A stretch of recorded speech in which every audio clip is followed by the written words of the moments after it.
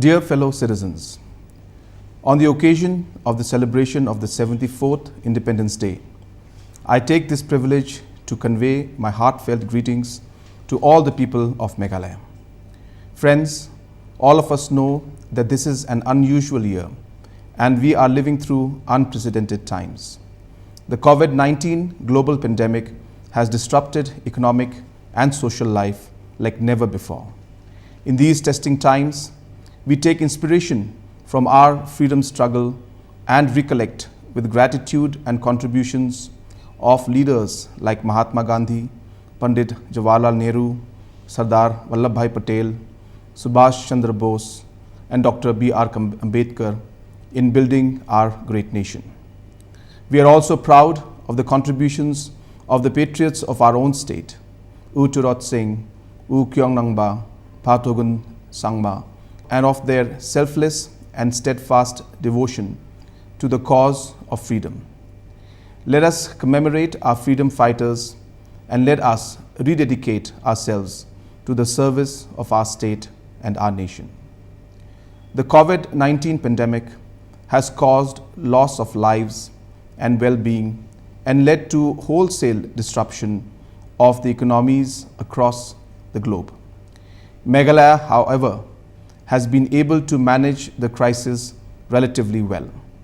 We are amongst the lowest COVID-impacted states in the country in terms of number of cases, and currently, with a total of 1,193 cases, we have the lowest number of cases per million population amongst all Indian states and union territories, barring Lakshadweep.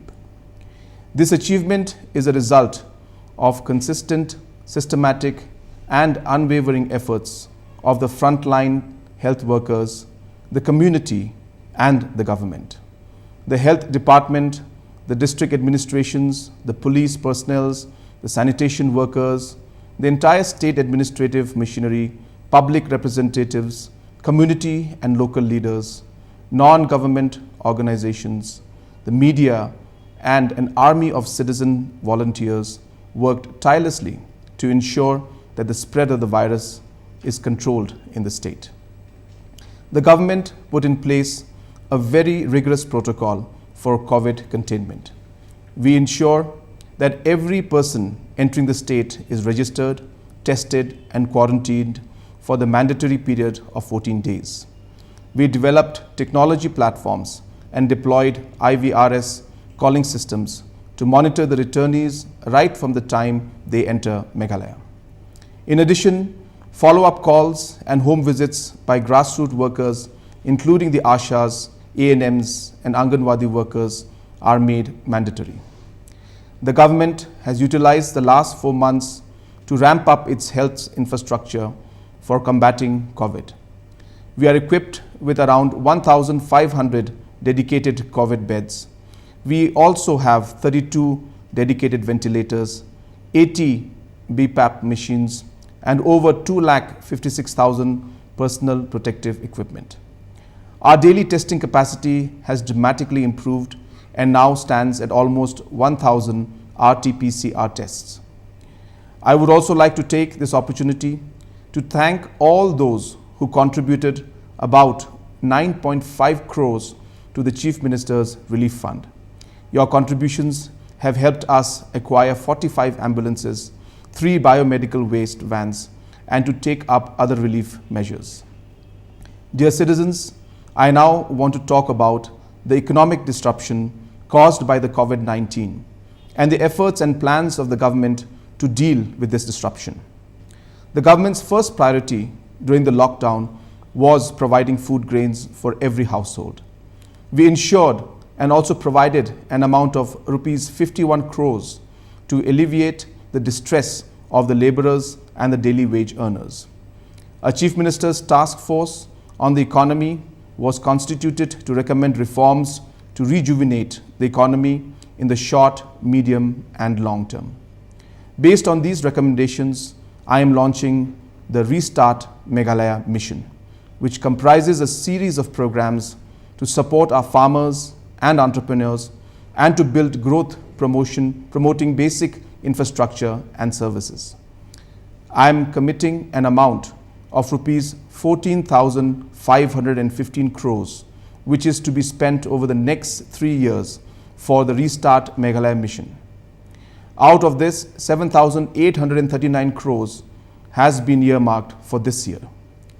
The first step of programs under the Restart Meghalaya mission relate to the primary sector.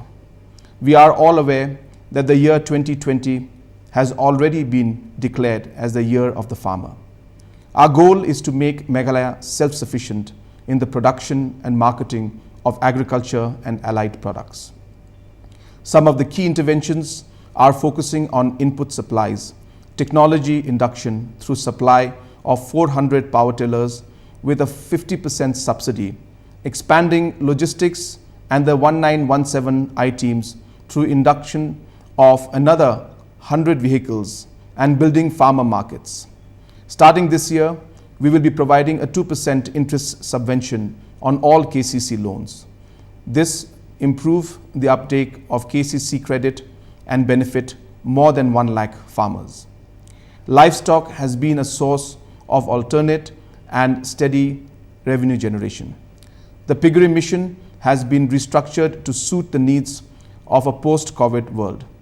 The mission is funded by the National Cooperative Development Corporation loan of rupees 209 crores, of which rupees 55 crore will be spent in this year itself. The mission will make us self-sufficient in pork production while improving the incomes and nutrition levels of our people. The second priority area under the Restart Meghalaya mission is the promotion of well-being and livelihoods in rural areas. MGNRGs remains the pivotal program in this space. While rupees 1,098 crores was spent on this program in the last financial year, we have already spent about 700 crores in the last 4 months of the current financial year. This year, the MGNRGs expenditure is expected to touch rupees 1,600 crores. This will translate into an average direct annual income of about rupees 17,000 to the 5,89,000 registered rural households in the state. I compliment the community and rural development team, including all our block development officers and grassroots staffs, for consistently making Meghalaya one of the best performers in the country under the MGNRGs program.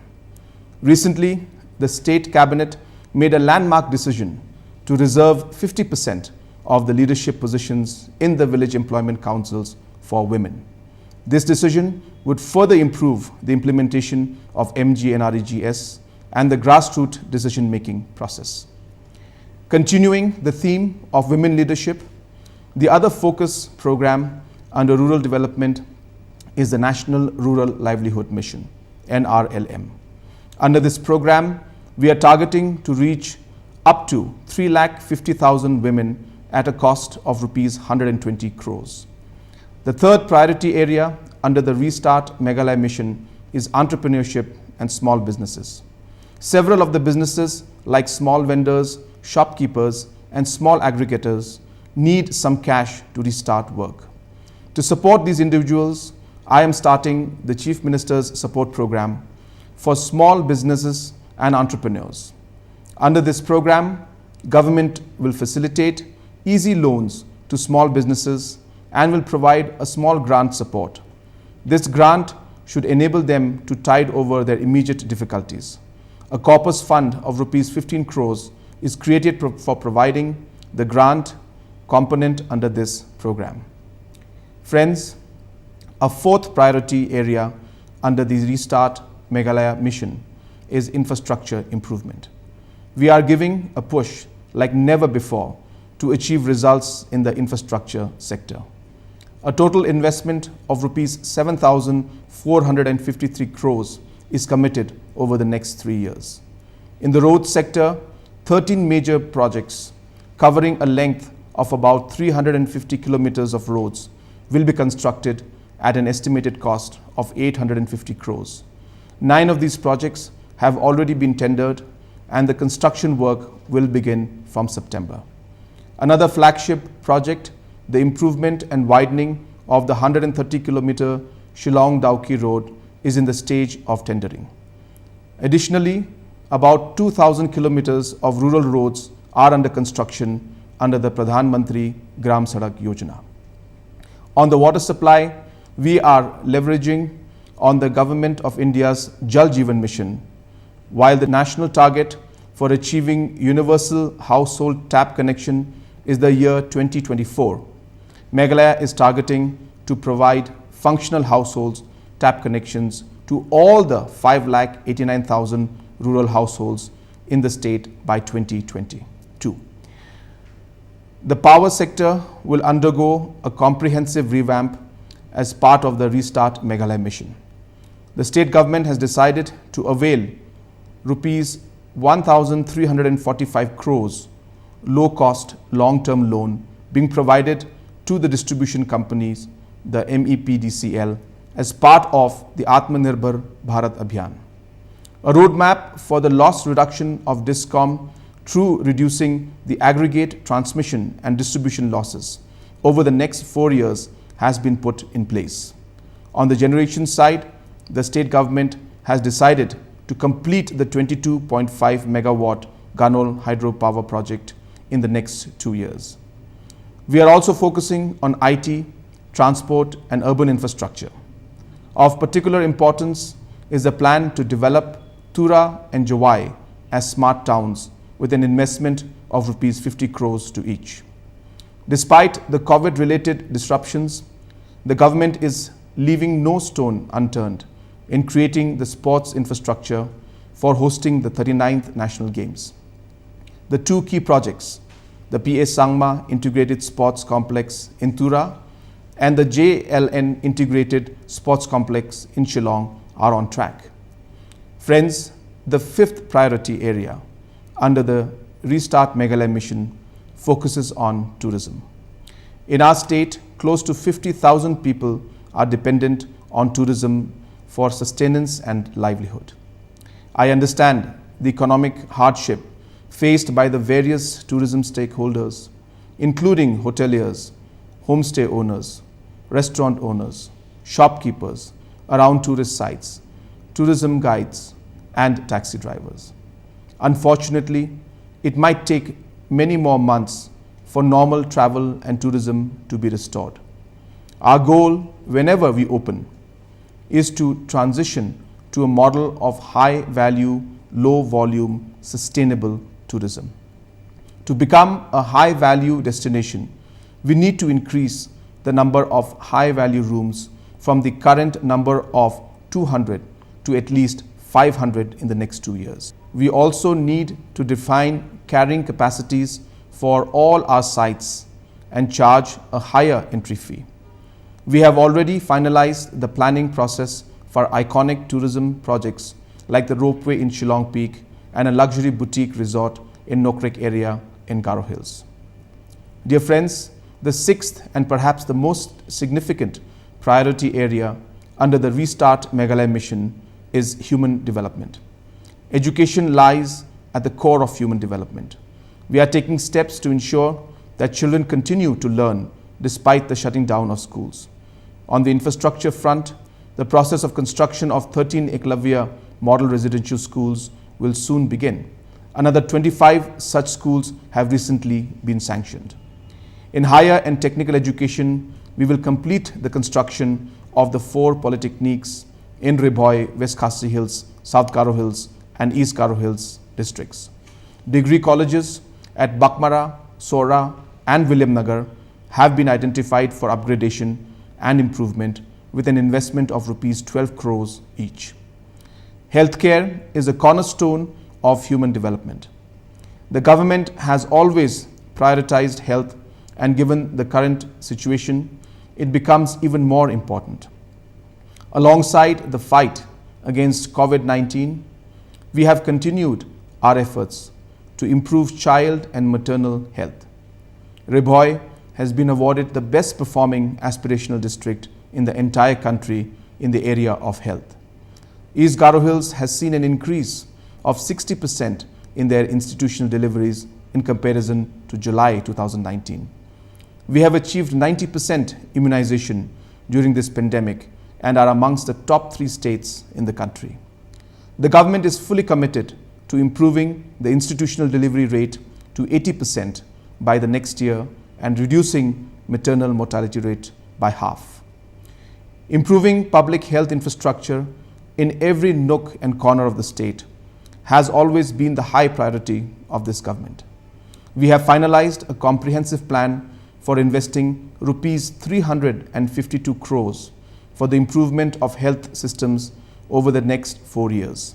Rupees 75 crores is being invested this year for complete revamp of the infrastructures of PHCs and CHCs. Friends, this government made a commitment in the recent budget that we will transform Meghalaya into one of the top 10 states in the country. Despite the current COVID crisis, we are very much on track. All the investments that I outlined in the Restart Meghalaya mission will propel us towards progress and well-being. Despite the difficult overall economic situation, the government has managed to find the resources to invest in both short and medium-term growth. My dear friends, let me reiterate that despite the current 1,193 total positive case count, our state has the lowest COVID-19 cases per million population. We have clear protocols on containing the spread of the virus. We also have the health infrastructure in the eventuality of an increase in the cases. The virus demands us to be vigilant but not fearful. There is a need to change our behavior, incorporating the cardinal principles of new normal of social distancing, mask wearing, hand washing, and proper cough etiquette.